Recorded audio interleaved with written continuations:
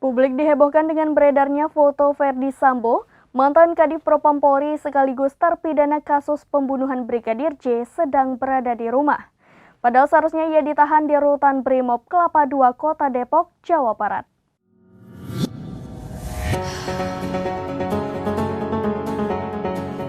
Atas viralnya foto tersebut, pengacara Sambo pun langsung memberikan penjelasannya.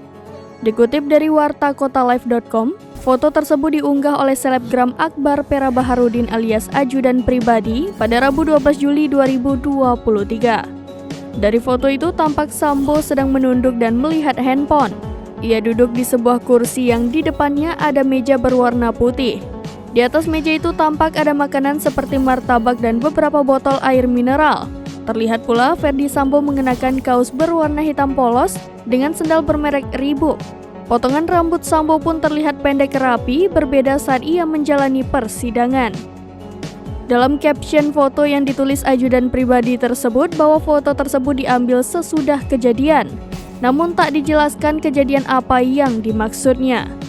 Ajudan Pribadi menyebut langsung menghampiri rumah Sambo untuk memberikan semangat. Sementara itu pengacara Verdi Sambo, Arman Hanis, membantah kabar kliennya keluar dari rutan dan tinggal di rumah. Menurutnya, foto itu diambil sebelum Sambo ditahan karena kasus pembunuhan Brigadir J. Namun Arman tak mengetahui kapan foto itu diambil. Yang pasti, ia menegaskan Sambo masih ditahan di rutan Makobrimob.